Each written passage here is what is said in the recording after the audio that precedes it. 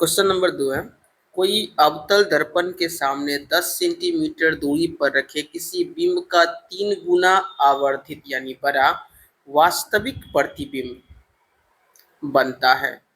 बिंब दर्पण से कितनी दूरी पर है? ये प्रश्न बहुत बार पूछा भी गया है। आइए इसे सॉल्व कर देते हैं।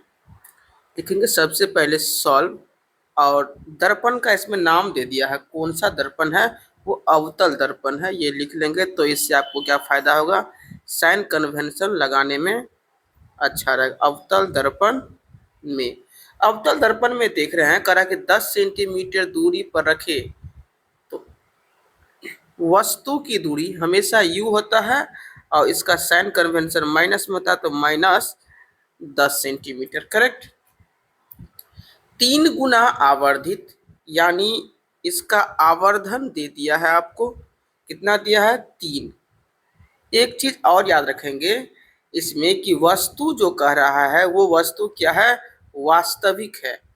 यानी जब वास्तविक हो तो साइन कन्वेंशन में आप लोग पढ़े होइएगा कि आवर्धन जो उसका है वो क्या हो जाएगा? माइनस में हो जाएगा। ये हमारा क्या हो जाएगा? -3। अब आप लोग जानते हैं कि आवर्धन का जो फॉर्मूला होता है वो m इजकल टू -v/u होता है। ठीक। अब देखिए यहाँ पर m का वैल्यू कितना हो गया? यहाँ पे -3, m के जगह डाल देंगे हम -3 इजकल टू। अब यहाँ पर देखिए v का वैल्यू हमको नहीं दिया कर है। यहाँ पर प्रतिबिंब दर्पण से कितनी दूरी पर है, यानी v हमको पूछ रहा है, यानी v हमको क्या करना है? फाइंड आउट करना है। तो v को -v रहने दीजिए। u यहाँ पर देखिए कितना है?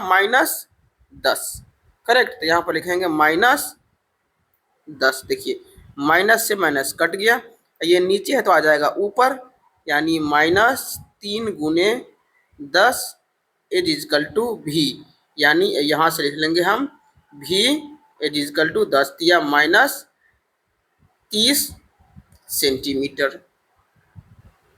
अब यहाँ पर देखिए अवतल दर्पण में क्या आ गया है? ये माइनस में आ गया है। इसका मतलब क्या होगा कि प्रतिबिंब जो है वो दर्पण के कहाँ बना है? सामने बना है।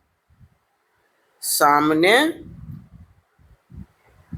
30 सेंटीमीटर की दूरी पर बना है या बनता है। करेक्ट। चलते हैं नेक्स्ट प्रश्न की तरफ।